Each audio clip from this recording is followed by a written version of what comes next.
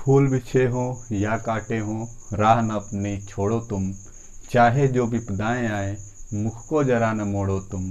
साथ रहे या रहे न साथी, हिम्मत मगर न छोड़ो तुम। बस ईश्वर पर रखो भरोसा, पाठ प्रेम का चढ़े पढ़े चलो। जब तक जान बनी हो तन में, तब तक आगे बढ़े चलो। जी हाँ, मैं विधुशेखर सिंह स्वागत करता हूँ आपके अपने यूट्यूब चैनल एजुमेनिया 247। ये मोटिवेशनल लाइन जो थी वो केवल और केवल आपके लिए है, अपने स्टूडेंट्स के लिए है जो थोड़ा सा परेशान है। कब एग्जामिनेशंस होंगे, कब हमारी तैयारी पूरी होगी, तो कभी भी कोई भी दिक्कत आती है तो ये लाइंस जो हैं वो हमको मोटिवेट करती हैं, ये लाइंस हमको आगे बढ़ने के लिए प्रेरणा देती हैं। इसीलिए हर वीडियो के शुरू में मैं कोशिश करता हूँ कि एक इस तरीके की लाइन ज़रूर जोड़ी जाए जो बच्चे के काम आ जाए। आज हम लोग शुरू करेंगे प्लानिंग के बारे में डिस्कशन किया जाएगा, योजना के बारे में। आपने देखा होगा कि पेट के सिलेबस में या एसएससी के सिलेबस में या यूपीएसआई के सिलेबस में या कहीं पे भी आप जाते हो तो एक या दो क्वेश्चन योजना आयोग से आते हैं। कुछ अनछुए पहलुओं पर भी डिस्कशन किया जाएगा जो कभी भी आपको नॉर्मली नहीं देखने को मिलता। कुछ अच्छी चीज़ें जिससे क्वेश्चंस बनते हैं, और सारी की सारी चीज़ों को मैं कवर करने की कोशिश करूँगा आज के इस वीडियो में। शुरू करते हैं तो सबसे पहले प्लानिंग यानी योजना। तो जब आप योजना की बात करते हो तो योजना नॉर्मली हम लोग अपने घरों पर भी बनाते हैं। कुछ 6 महीने के, साल भर के या कुछ प्लान बनते हैं, और वो प्लान होते क्या हैं तो हमको किस तरीके से गोल को अचीव करना है, यानी कि हमको मिनिमम रिसोर्स में मैक्सिमम यूटिलाइजेशन किस तरीके से करना है कि रिसोर्स हमारे पास न्यूनतम हो, स्रोत जो है हमारे पास कम से कम हो और मैक्सिमम यूटिलाइजेशन करना हो, तो उसके लिए एक प्लानिंग हमको करनी पड़ती है।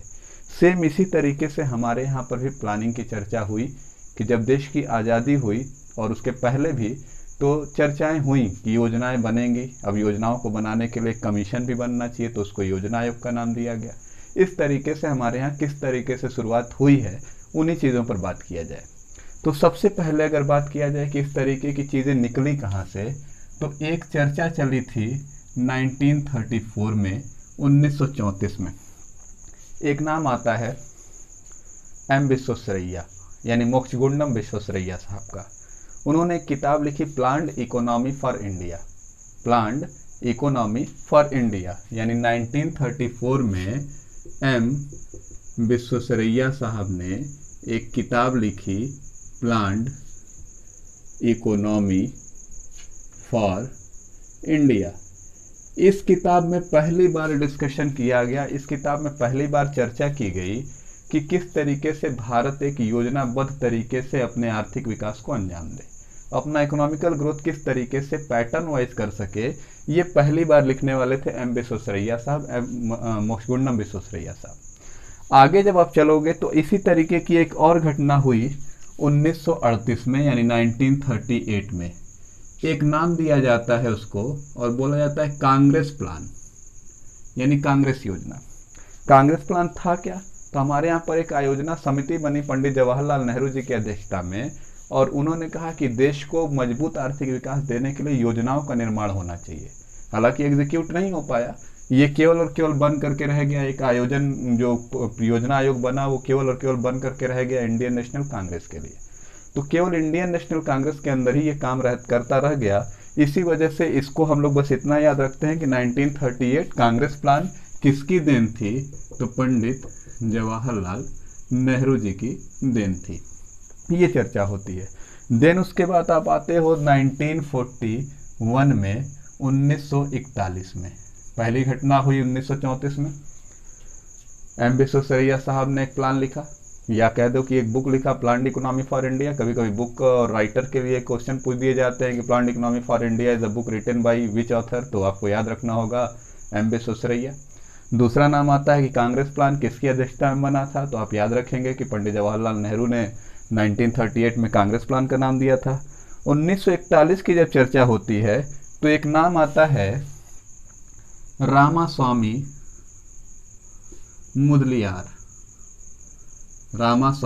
मुदलियार। इन्होंने भी एक तरीके का आयोग बनाया था, इन्होंने भी एक तरीके का कमीशन बनाया था जो एग्जीक्यूट करता प्लानिंग को। तो रामास्वामी मुदलियार की भी चर्चा होती है। रामास्वामी मुदलियार की भी चर्चा होती है, किसके लिए, तो एक आयोग के गठन की वजह से। हालांकि ये बहुत ज़्यादा इंपॉर्टेंट टॉपिक नहीं है, लेकिन फिर भी आपको याद रखना होगा कि 1941 में रामास्वामी मुदलियार का भी एक सहयोग था योजना बनाने में, योजना आयोग के गठन में, और इस तरीके से चीज़ें बढ़ती गई। 1943 में जब आप आगे जाओगे, 1943 में जब आप आगे जाओगे, तो वहाँ पर चर्चा चलती है बॉम्बे प्लान की। बॉम्बे प्लान क्या था? तो बॉम्बे प्लान इसको इसलिए नाम दिया गया क्योंकि बम्बई के 8 उद्योगपति, 8 बिजनेसमैन, इन लोगों ने किस तरीके से ग्रोथ हो देश का, किस तरीके से देश में आर्थिक विकास हो, किस तरीके से देश में बिजनेस को बढ़ावा मिले, इसको लेकर के इन लोगों ने क्या किया कि एक प्लान बनाया जिसको नाम दिया गया बॉम्बे प्लान। कहीं कहीं पर बॉम्बे प्लान न दे करके इसको दूसरा नाम दे दिया जाता है, और वो नाम है आपका टाटा बिरला प्लान। इसको आप इसलिए याद रखोगे, टाटा बिरला प्लान भी याद रखोगे, इसलिए याद रखोगे क्योंकि टाटा साहब अध्यक्ष थे इस बॉम्बे प्लान के। जो 8 उद्योगपतियों का मैं नाम ले रहा हूं, उन 8 उद्योगपतियों में अध्यक्षता किसने की थी? टाटा साहब ने। और उपाध्यक्ष कौन थे? तो बिरला थे। इस वजह से इसकी चर्चा ज्यादा होती है। 1943 में ही एक और घटना घटती है जिसको नाम दिया जाता है गांधीयन प्लान। गांधीयन प्लान, या हिंदी में बोला जाए तो गांधीवादी योजना। गांधीवादी योजना की जब आप बात करते हो तो एक प्रखर गांधीवादी नेता थे जिनका नाम था श्रीमन नारायण। तो श्रीमन नारायण ने कुछ उदारवादी योजनाओं को लेते हुए कुछ योजनाएं बनाई थी, कुछ प्लान्स बनाए थे। उसको उन्होंने नाम दिया था गांधीयन प्लान या गांधीवादी योजना का। इसी वजह से ये श्रीमन नारायण साहब चर्चा में रहे। आगे बढ़ जाते हैं 1945 में। तो 1945 में जब आप आओगे तो एक नाम आता है पीपुल्स प्लान, यानी जनता का प्लान। पीपुल्स प्लान लेकर के आने वाले थे एम.एन. रॉय। एम.एन. रॉय के बारे में एक नाम और चर्चा में आता है कि संविधान सभा के बारे में जो पहली चर्चा हुई थी तो एम.एन. रॉय साहब का नाम उस समय भी आया था, 1934 में भी। तो उसी एम.एन. रॉय साहब ने पीपुल्स प्लान का भी शुरुआत किया कि जनता को किस तरीके से आर्थिक विकास दिया जाए, या जनता के बीच में कौन सा प्लान ले आया जाए, उसको लेकर के पीपुल्स प्लान का कॉन्सेप्ट लेकर के आए। अंत जो होता है वो होता है 1950 में, और वो था क्या? तो वो था आपका सर्वोदय प्लान। सर्वोदय प्लान देन थी जेपी नारायण साहब की, जयप्रकाश नारायण साहब की। इन्होंने जो नाम दिया जयप्रकाश नारायण ने, ये सबसे अंतिम कहा जाता है कि इसके बाद से फिर हमारे यहाँ पर स्ट्रक्चर्ड वे में योजना आयोग और तमाम इस तरीके की सुविधाएं जो हैं, या कह सकते हैं कि आयोगों का गठन हो गया। तो ये हमारा पूरा का पूरा इकोनॉमिकल कह सकते हैं कि हिस्टोरिकल बैकग्राउंड है प्लानिंग कमीशन का। फिर से याद दिला रहा हूँ, 1934 में एम विश्वेश्वरैया की एक किताब आती है प्लान्ड इकोनॉमी फॉर इंडिया। 1938 में कांग्रेस प्लान आता है, पंडित जवाहरलाल नेहरू की अध्यक्षता में एक प्लान की शुरुआत की जाती है। 1941 में ही रामास्वामी मुदलियार साहब ने एक आयोग का गठन भी किया जो मान्य नहीं हुआ। 1943 में मुंबई के 8 उद्योगपति मिलकर के ले आते हैं बॉम्बे प्लान, जिसको टाटा बिरला प्लान भी कहा जाता है, क्योंकि इसके अध्यक्ष जो थे वो टाटा थे और बिरला जो थे ये इसको उपाध्यक्ष थे, वाइस प्रेसिडेंट। 1943 में गांधीयन प्लान आता है, जिसको प्रख्यात गांधीवादी नेता श्रीमन नारायण साहब लेकर के आते हैं। 1945 में पीपुल्स प्लान आता है, जिसको एम.एन. रॉय साहब लॉन्च करते हैं। और 1950 में सर्वोदय प्लान जयप्रकाश नारायण। अब एक प्रश्न यहाँ से हिस्टोरिकल बैकग्राउंड से पूछता है कि सबसे ज़्यादा किस प्लान की चर्चा योजना आयोग के गठन करते समय हुई है। योजना आयोग जब हमारा बनता है 1950 में, तो योजना आयोग में सबसे ज़्यादा किस प्लान के पॉइंट्स उठाए गए। तो याद रखिएगा कि जयप्रकाश नारायण का प्लान उस समय एकदम ताज़ा था, और उसकी ज़्यादातर सिफारिशें जो थी वो योजना आयोग के अंदर भी रखी गई। यानी कि योजना आयोग का आप कह सकते हो कि एक तरीके से मोटिवेटर था सर्वोदय प्लान की। इसी की मोटिवेशन से योजना आयोग का गठन हुआ।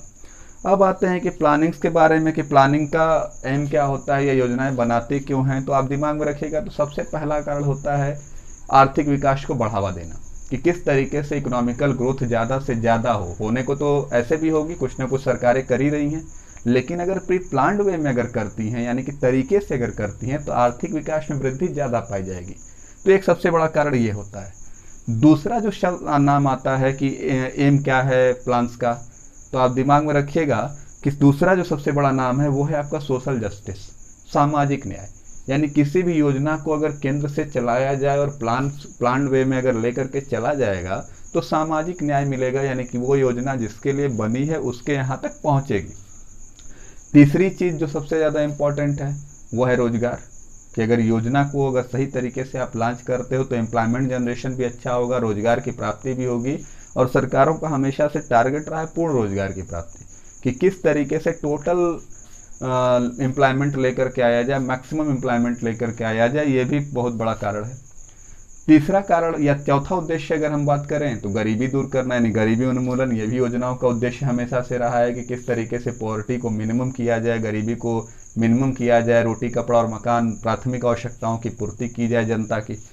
उसके बाद अगर आप बात करेंगे तो आय का वितरण, आय का समान वितरण, कि इनकम जो है वो किसी के पास ज़्यादा है किसी के पास कम है, तो ज़्यादा और कम तो रहनी चाहिए, लेकिन इतनी भी कम किसी के पास न हो कि उसको प्राथमिक सुविधाएं न मिलें। तो ये सब आप कह सकते हो कि हमारे यहाँ पर योजनाओं का उद्देश्य रहा है, या योजनाओं का जो टारगेट रहा है वो यही रहा है।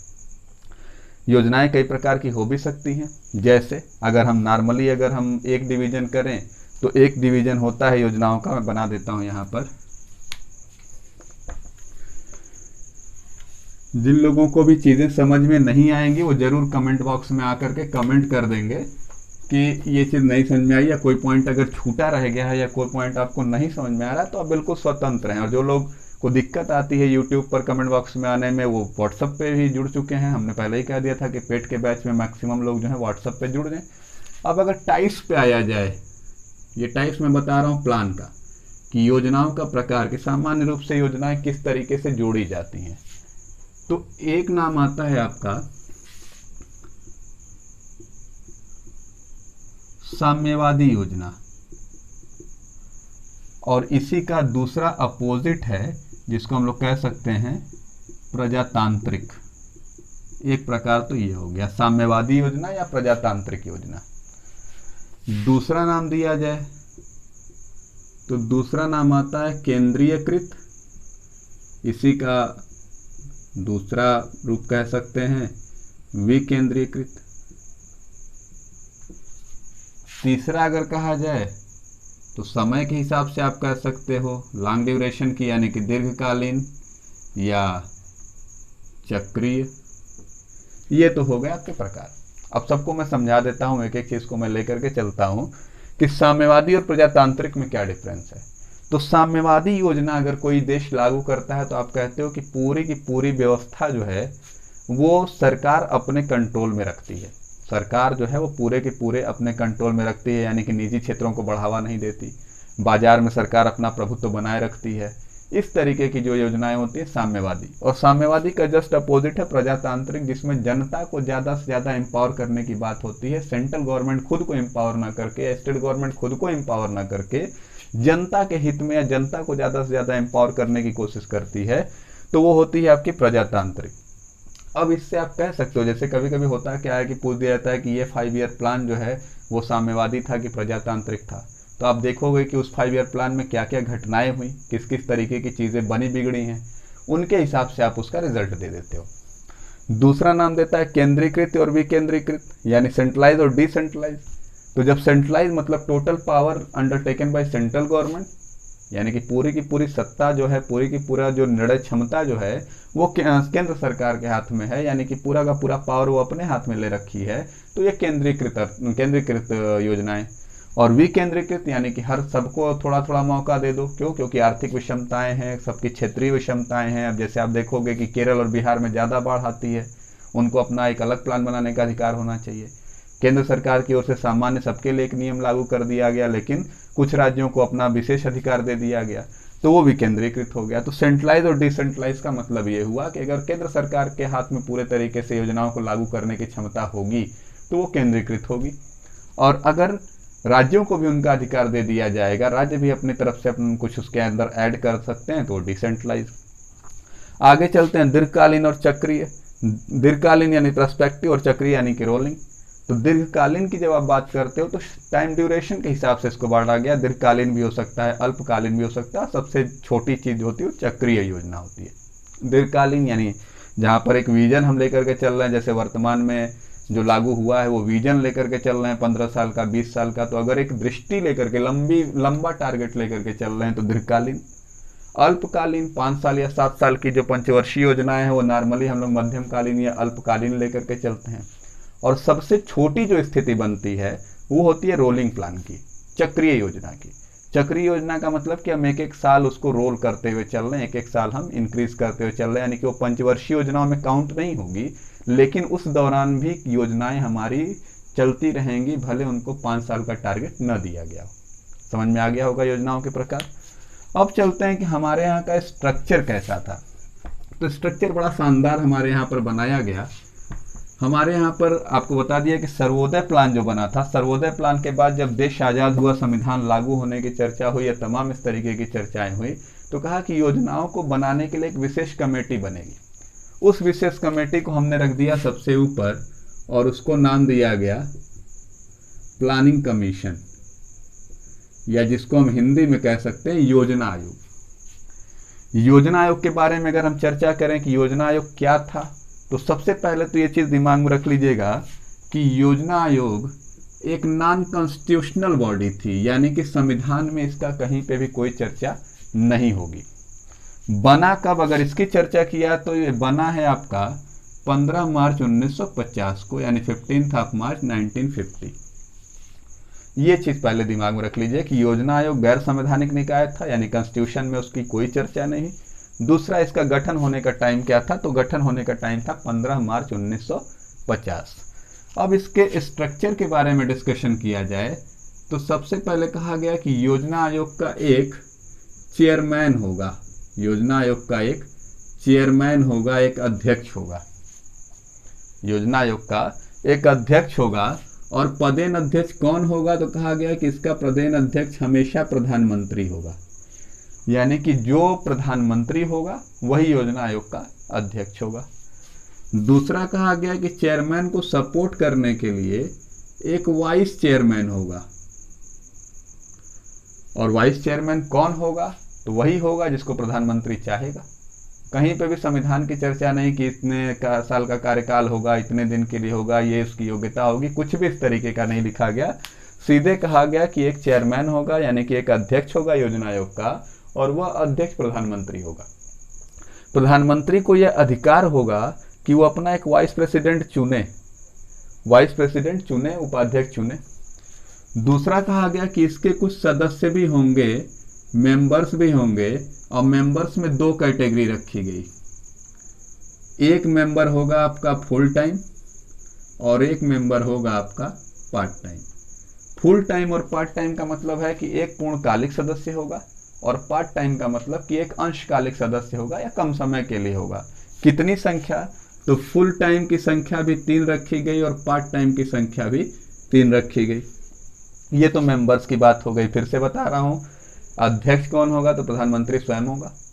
वाइस प्रेसिडेंट कौन होगा, तो प्रधानमंत्री द्वारा नियुक्त कोई भी व्यक्ति जिसको प्रधानमंत्री पसंद करे, जिसको चाहे, जो भी उसको योग्य लगे कि वो योजनाओं में सपोर्ट कर सकता है या योजनाओं का जो टारगेट है उस हिसाब से वो बढ़िया काम कर सकता है।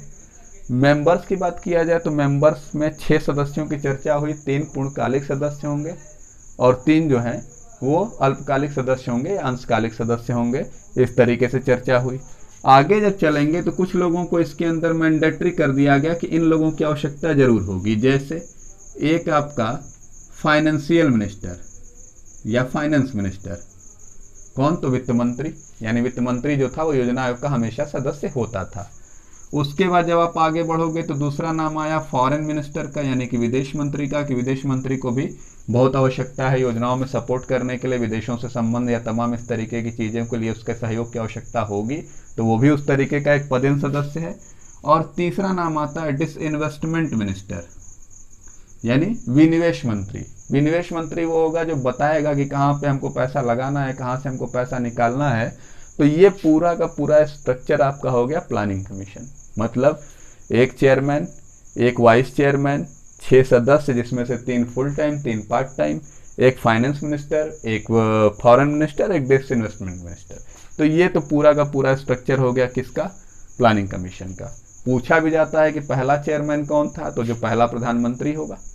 हाँ, दूसरी चीज जो पूछने वाली है, जो पूछी जा सकती है कि वाइस चेयरमैन पहला कौन था।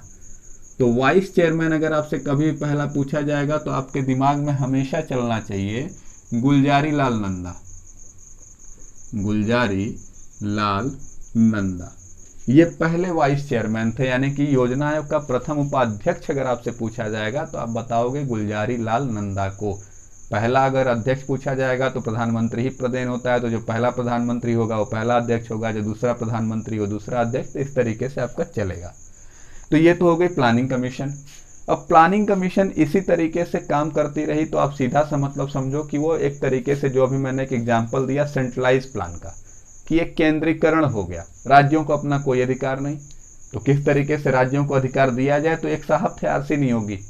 नियोगी साहब ने कहा कि किस राज्यों का इसके अंदर सहयोग कैसे लिया जाएगा, यानी योजना आयोग के अंदर राज्यों का प्रतिनिधित्व करने के लिए भी कोई होना चाहिए।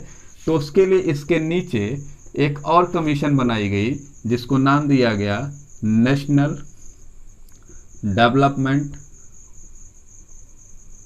काउंसिल, राष्ट्रीय विकास परिषद। ध्यान दीजिएगा किस कमेटी की सिफारिश पर, तो आपको याद होना चाहिए नियोगी समिति। नियोगी समिति कब बना है, तो ये बना है आपका 2 साल के बाद 6 अगस्त 1952 को, 6 अगस्त 1952 को नेशनल डेवलपमेंट काउंसिल की स्थापना आपकी हुई है।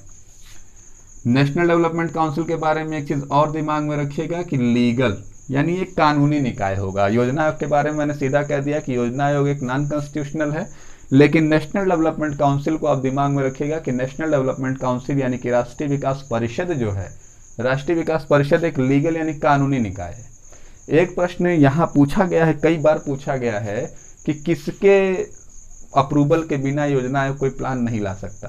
तो ये दिमाग में रखिएगा कि जब तक नेशनल डेवलपमेंट काउंसिल नहीं चाहेगी, यानी कि नेशनल डेवलपमेंट काउंसिल जब तक अप्रूव नहीं करेगी, तब तक प्लानिंग कमीशन किसी प्लान को एग्जीक्यूट नहीं कर पाएगा, तब तक प्लानिंग कमीशन किसी प्लान को नहीं जारी कर पाएगा। यानी सबसे ज्यादा सहमति अनिवार्य है किसकी, तो नेशनल डेवलपमेंट काउंसिल की।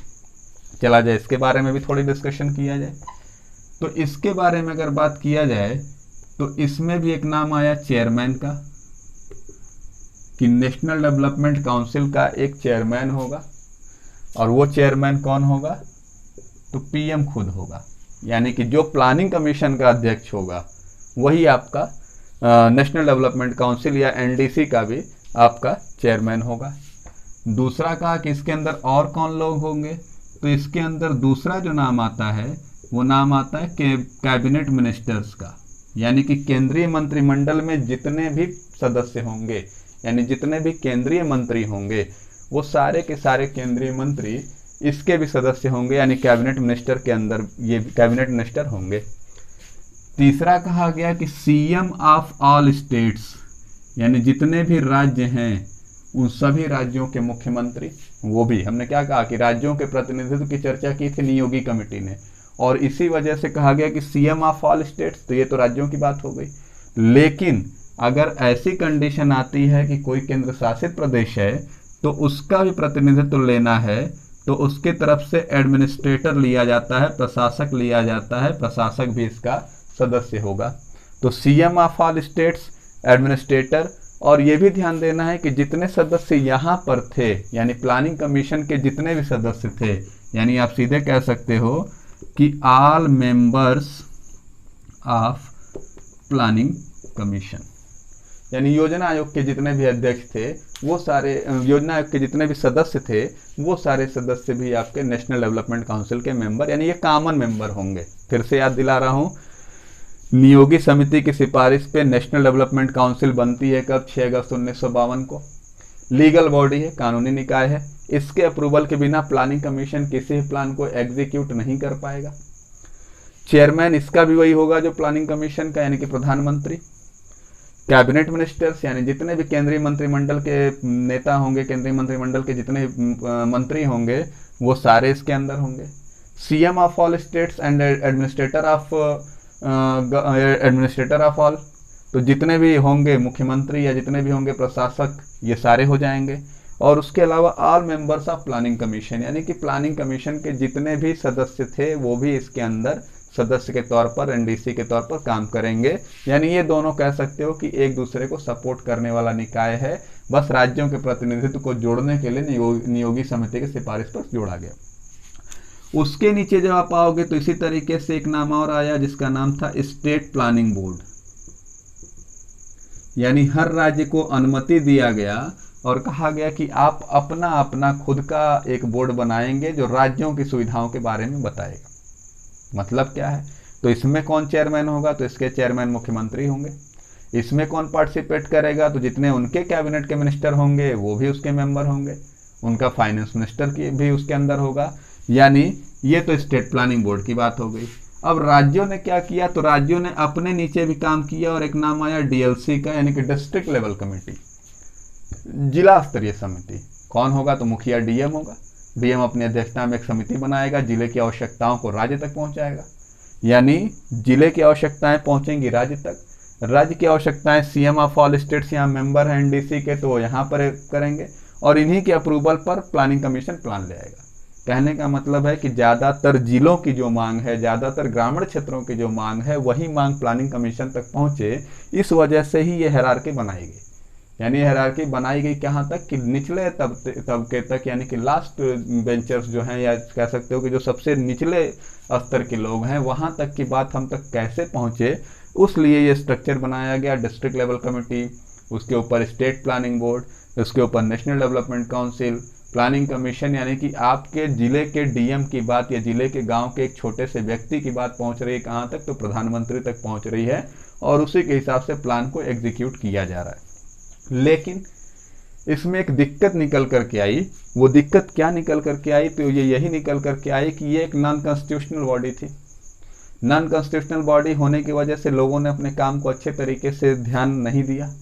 एक स्टेटमेंट निकल करके आया राजीव गांधी का, जो कई बार चर्चा में भी रहता है, कि राजीव गांधी ने एक स्टेटमेंट दिया था प्रधानमंत्री रहते हुए कि planning commission is a group of jokers, कि योजना आयोग क्या है, तो योजना एक जोकरों का समूह है। जोकरों का समूह क्यों है, क्योंकि डिस्ट्रिक्ट लेवल कमेटी पर काम अच्छे तरीके से नहीं हुए। यही रिपोर्ट स्टेट पर गई, यहाँ पे भी अच्छा से वही रिपोर्ट आई जो डिस्ट्रिक्ट लेवल पे, नतीजा कि वही चीज़ एनडीसी में भी चर्चा हुई, वही चीज़ प्लानिंग में, यानी जो चीज़ें अवेलेबल हैं उन चीज़ों को दोबारा से दे दिया गया और जो चीज़ें अवेलेबल हैं नहीं है उनके ऊपर कभी चर्चा हुई नहीं। इसी वजह से एक स्टेटमेंट निकला कि राजीव गांधी ने जब बोला था कि planning commission is a group of jokers, कि यहाँ पर जोकरों का समूह, यानी कोई भी अच्छे तरीके से काम नहीं कर रहा है। तो यही रीजन था कि प्लानिंग कमीशन हट करके और एक नए आयोग की स्थापना हुई। नीति आयोग के बारे में आप चर्चा जानते होंगे, उस पर भी डिस्कशन किया जाएगा। अब हम लोग चलते हैं अपने अपने 5 ईयर प्लान की तरफ, कि 5 ईयर प्लान जो हमारे यहाँ पर चले हैं वो कब से कब तक चले हैं। पंचवर्षीय योजनाएं, तो प्लानिंग कमीशन बना हमारा 15 मार्च 1950। इसको जिम्मेदारी दी गई कि अब आप योजनाएं बनाना शुरू करिए, और इसी ने योजनाएं बनाना शुरू किया। और हमारे यहाँ पर योजनाओं का टारगेट ये रखा गया 5 साल, इसी वजह से उसको 5 ईयर प्लान कहते हैं, पंचवर्षीय योजनाएं कहते हैं। योजनाओं का काल देख लिया जाए, टाइमिंग देख लिया जाए। पहली योजना की अगर बात किया जाए तो हमारे यहाँ पर चली थी 1951 से लेकर के 56। दूसरी योजना की बात किया जाए तो चली 1956 से लेकर के 61। तीसरी की बात किया जाए तो तीसरी हमारे यहाँ पर चली 1961 से लेकर के 66। उसके बाद 1966 से लेकर के 69 तक हमारे यहाँ पर कोई योजना नहीं आई। क्यों नहीं आई उस पर भी चर्चा करूँगा। 1969 से लेकर के 74 तक हमारी चौथी योजना, 1974 से लेकर के 78 तक हमारी अगली योजना। फिर यहाँ पर थोड़ा सा गैप होता है, या कह लें कि गैप नहीं होता, उस पर भी आगे चर्चा किया जाएगा। और छठवां आपका आता है 1980 से लेकर के 85 तक। आगे चलते हैं तो 6 हो गई। 7वें पर चलते हैं तो 7वीं योजना जो थी वो आपकी चलती है 1985 से लेकर के 90 तक। फिर यहाँ पर छोटा सा दिखाई देता है गैप। 8वीं हमारी चलती है 1992 से लेकर के 97 तक। 9वीं योजना हमारी चलती है 97 से लेकर के 2002 तक। 10वीं चलती है 2002 से लेकर के 2007 तक।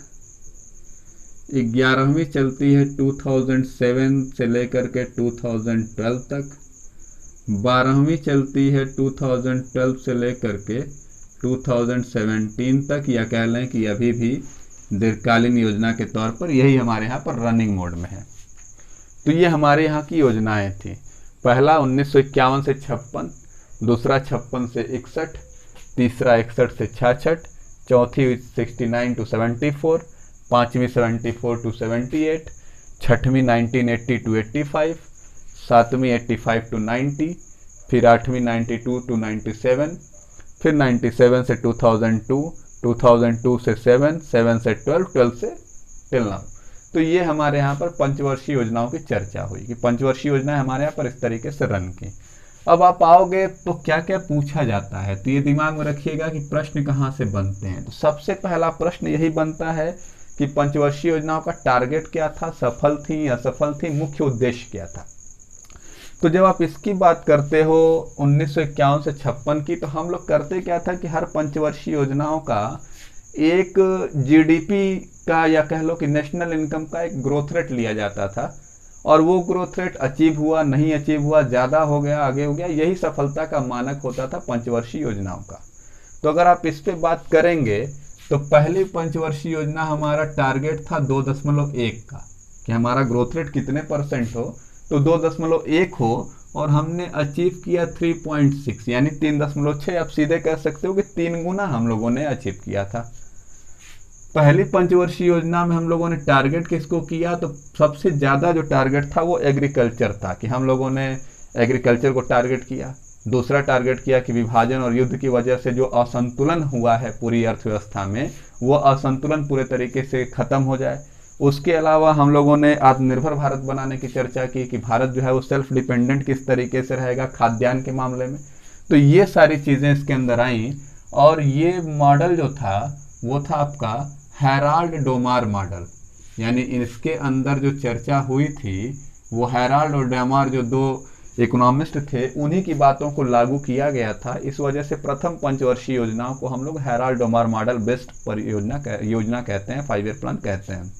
ध्यान दीजिएगा, 2.1 का जीडीपी ग्रोथ हम लोगों ने टारगेट किया था, 3.6 हम लोगों ने अचीव किया। एग्रीकल्चर पे फुल डिपेंडेंसी, खाद्यान्न में आत्मनिर्भरता किस तरीके से किया जाए, किस तरीके से लघु और कुटीर उद्योगों को बढ़ाया जाए, यही टारगेट था पहले 5 ईयर प्लान का। दूसरा वाला देखा जाए 56 से 61 वाला, तो 56 से 61 वाले की अगर बात किया जाए कि 1956 to 61, तो ये दिमाग में रखिएगा सबसे पहली चीज कि हमारे यहाँ पर एक नाम आता है पीसी महालानोबिस, पीसी महालानोबिस, प्रशांत चंद्र महालानोबिस। तो प्रशांत चंद्र महालानोबिस के ही विचारों पर ये पूरे तरीके से डिपेंडेंट था, इसी वजह से इसको महालानोबिस मॉडल का नाम दिया जाता है।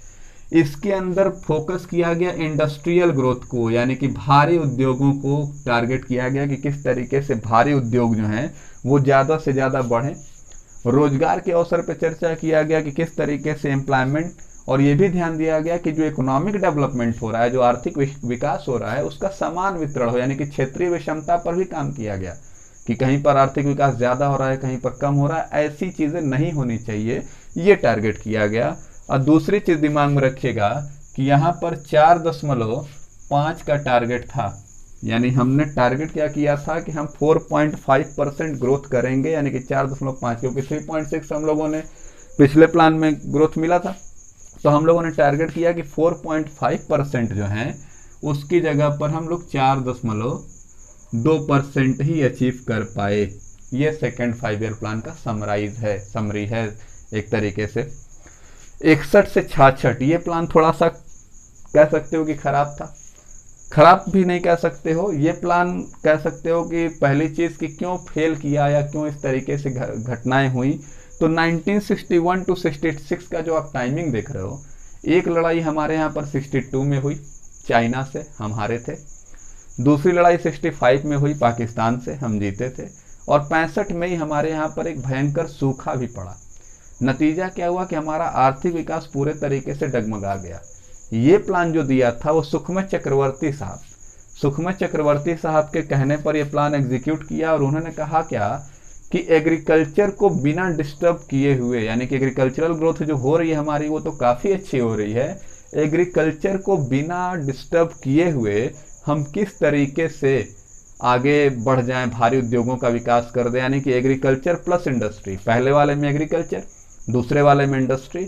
इसमें क्या कहा कि एग्रीकल्चर को बिना डिस्टर्ब किए हुए हम किस तरीके से इंडस्ट्रियल ग्रोथ कर जाएं, यही तीसरे 5 ईयर प्लान का था। लेकिन हम यहाँ पर फेल कर गए।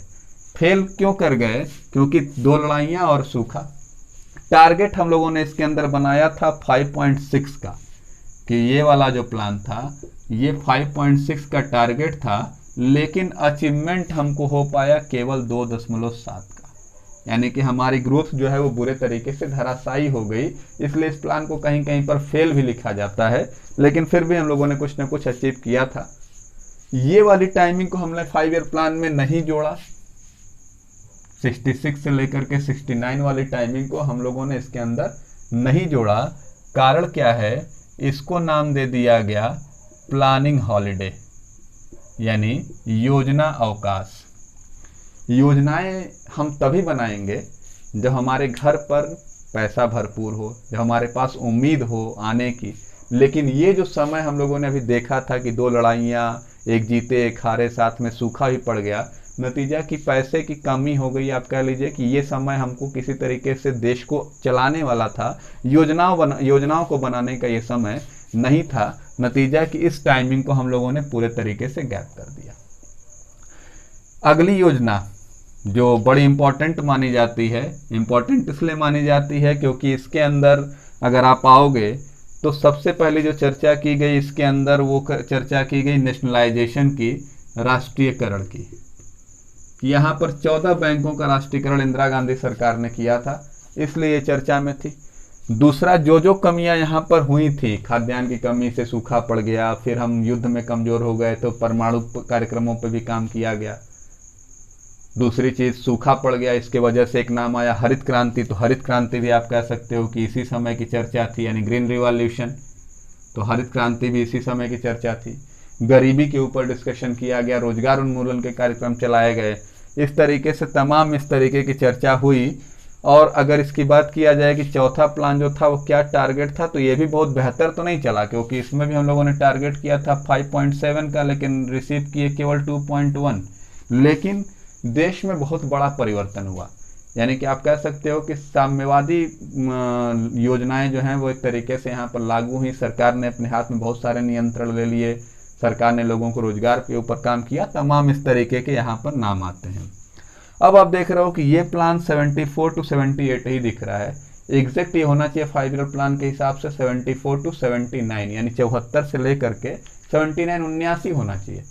लेकिन 74 से 78 के बीच में हुआ क्या कि 78 में कांग्रेस की सरकार गिरती है, जनता दल की सरकार आती है। जनता दल की सरकार अपना प्लान बनाती है 78 से लेकर के 83 का, लेकिन क्योंकि जनता दल की सरकार भी 80 में गिर गई तो यहाँ पर ये प्लान आया। तो ये वाला प्लान जो है इसको काउंट कर लिया जाता है रोलिंग प्लान में, इसको पंचवर्षीय योजनाओं के अंदर जोड़ा नहीं जाता है। यानी पंचवर्षीय योजनाओं में 78 से 80 का टाइम नहीं आएगा। रोलिंग प्लान हमने अभी डिस्कशन किया था कि एक दीर्घकालीन होगा, एक मध्यमकालीन होगा, एक रोलिंग होगा। तो रोलिंग प्लान हमेशा हम उसको कहते हैं जिसकी अवधि 3 वर्ष से कम हो। तो आप देख रहे हो कि इसकी अवधि 78 से 79, 79 से 80, यानी कि 2 ही फाइनेंशियल ईयर है। तो इस वजह से इस अवधि को हम लोग छोड़ देते हैं। आगे चलते हैं कि 74 से 78 वाला जो प्रोग्राम था, इसमें हम लोगों ने टारगेट किया था 4.4 और रिसीव किया था 4.8, यानी 4.4% का हम लोगों का टारगेट था और 4.8 तक हम पहुंचे थे। मेन जो इसमें डिस्कशन का पॉइंट है वो न्यूनतम आवश्यकताओं की पूर्ति, यानी रोटी, कपड़ा और मकान पे चर्चा जो की गई थी वो पंचवीं पंचवर्षीय योजना के अंदर की गई थी। यहाँ पे रोलिंग प्लान क्यों हुआ, फिर से बता दे रहा हूँ कि 74 से 79 का प्लान बना था, लेकिन 78 में कांग्रेस की सरकार गिर गई। जनता दल की सरकार आई, 78 से 83 का बनाई, लेकिन जनता दल की सरकार खुद ही 2 साल रह पाई। अब फिर से कांग्रेस का प्लान आया, कौन सा, छठवां। कि छठवां जो प्लान था 80 से लेकर के 85 वाला, वो प्लान का टारगेट रखा गया था 5.2, कि 5.2 का ग्रोथ रेट रखा गया था और रिसीव किया गया 5.4, 5.2 की जगह पर 5.4 का टारगेट किया गया। और इसमें 2 चीज़ों पे ज़्यादा दिमाग लगाया गया, एक गरीबी उन्मूलन और एक रोजगार, यानी कि गरीबी और रोजगार। अब जितने भी प्लान आपके आएंगे इधर, उनमें सबसे ज़्यादा चर्चा इन्हीं दोनों शब्दों की होगी कि पॉवर्टी एम्प्लॉयमेंट। जहाँ पे भी आप जाओगे हर जगह पर यहाँ पर पॉवर्टी और एम्प्लॉयमेंट की बात हुई। 85 से 90 का जो प्लान था, इसके अंदर अगर हम आएंगे तो यहाँ पर एक चर्चा हुई आधुनिकीकरण की, यानी कि मॉडर्नाइजेशन पे हम लोग काम करना शुरू किए, यानी कि कंप्यूटर्स, डिजिटलाइजेशन, तमाम इस तरीके की चर्चा हमारे यहाँ पर 85 से हुई। राजीव गांधी का दौर माना जाता है इसको। 85 से 90 वाला जो दौर था वो इंदिरा गांधी की हत्या के बाद आप कह सकते हो कि राजीव गांधी जब प्रधानमंत्री बने तो राजीव गांधी का ये दौर माना जाता है। तो आधुनिकीकरण पे विशेष फोकस किया गया, उत्पादन में वृद्धि की गई, पर्यावरण संरक्षण पे बात की गई, उसके अलावा ऊर्जा संरक्षण पर चर्चा की गई, नए ऊर्जा स्रोतों पर, जो गैर परंपरागत ऊर्जा स्रोत हैं उनके ऊपर काम किया गया। तो ये टाइमिंग 85 से 90 की थी आधुनिकीकरण की। यहाँ पे आप देख रहे हो कि कहीं पर भी कोई प्लान नहीं दिख रहा है, तो इसके पीछे कारण क्या था? राजनैतिक अस्थिरता। राजनैतिक अस्थिरता, यहाँ पर राजनीतिक रूप से थोड़ा सा अस्थिरता आ गई थी देश में। राजीव गांधी की हत्या का भी वो दौर था, सरकारें अस्थिर हो गई थी। नतीजा कि इस दौरान हम 5 ईयर प्लान नहीं लेके आए। वो 5 ईयर प्लान हम 2 साल के बाद थोड़ा सा लेट हो गए और 1992 में हमारे यहाँ पर प्लान शुरू हुआ। अब 1992 से 97 की अगर आप बात करेंगे तो यहाँ पर हम लोगों ने टारगेट किया था 5.6 का और रिसीव किया था 6.6, यानी कि 5.6% ग्रोथ रेट हम लोग मान करके चले थे और 6.6 हम ग्रोथ रेट ले करके आए थे। उसके बाद जब आप आगे बढ़ोगे तो फिर से वही चीज़ें होंगी, गरीबी उन्मूलन, फिर प्राथमिक शिक्षा को, आत्मनिर्भरता, तमाम इस तरीके की चीज़ों पे चर्चा हुई 97 से 2002 के बीच में। इसमें भी अगर आप बात करें 97 से 2002 के बीच में, तो हम लोगों ने 6.5 का टारगेट किया था, लेकिन हम रिसीव कर पाए केवल 5.5, यानी कि 1% हम ग्रोथ रेट हमारा कम हो गया था। 2002 से 2007 की बात, अब ये समय था 2002 से 2007 का जो समय था, इसमें रोजगार को टारगेट के तौर पर, यानी कि ये पहला ऐसा समय था कि जब 5 करोड़ रोजगार की चर्चा हुई थी भारत में, कि प्रति वर्ष 1 करोड़ रोजगार, यानी कि 5 वर्षों के दौरान 5 करोड़ रोजगार देंगे, हर वर्ष 1 करोड़ रोजगार देंगे। ये पहली बार चर्चा हुई कब? तो ये चर्चा हुई आपकी 2002 से 2007 में। दूसरा, साक्षरता दर की बात हुई कि साक्षरता दर 75%, यानी 75% लिटरेसी रेट हम लोग करेंगे। ये चर्चा कब हुई? तो ये भी हुई आपकी 2002 से 2007 में। यहाँ पे हम लोग टारगेट क्या किए थे? तो टारगेट हम लोग किए थे 2002 से 2007 में, ये ऊपर हो गया। तो ये सारी चीज़ें। फिर जब आप आगे आओगे 2007 से 2012 वाला प्लान, तब यहाँ पर इंक्लूसिव ग्रोथ की बात हुई, ट्रिपल P मॉडल की बात हुई, इंक्लूसिव ग्रोथ की बात हुई कि हम लोग सतत विकास करेंगे, ट्रिपल P मॉडल की बात करेंगे, प्राइवेटाइजेशन पे जोर दिया जाने लगा, ये टाइमिंग। इसके बाद 2012 से 2017 का प्लान, जिसको आपको डीप में पढ़ना है। और एक और टॉपिक है नीति आयोग, ये भी आपको थोड़ा सा डीप में पढ़ना है। तो इसको मैं नेक्स्ट लेक्चर में इन दोनों प्लान्स को और साथ में नीति आयोग को थोड़ा सा ब्रीफ डिस्क्रिप्शन में दूंगा, ताकि आपको एग्जामिनेशन में बड़ी मदद मिल जाएगी इससे। तो ये दिमाग में रखिएगा। मैं फिर से अपनी चीज़ों को दोहरा रहा हूँ कि आप तैयारी में लगे रहिए, हम आपके साथ बिल्कुल बने हुए हैं। बस आपको करना एक छोटा सा प्रयास है, लाइक, शेयर और सब्सक्राइब। अच्छी चीज़ों को ज़्यादा से ज़्यादा लोगों तक पहुँचाने का प्रयास करिए। कोई कमियां अगर हमारे साथ रह जा रही हैं या कोई दिक्कत अगर आप आ रही है, तो आप व्हाट्सएप ग्रुप में या कमेंट बॉक्स में आप आकर के फ्री होगी कुछ भी आप आकर के डाल सकते हो, ताकि हम अपनी चीज़ों को और सुधारने का प्रयास करें। तो इसी तरीके से हमारे साथ बने रहिए, हमारा साथ हमेशा देते रहिए, हम भी आपका साथ हमेशा देते रहेंगे। हमारा साथ देने के लिए, हमारे साथ बने रहने के लिए आप सभी लोगों का बहुत बहुत धन्यवाद।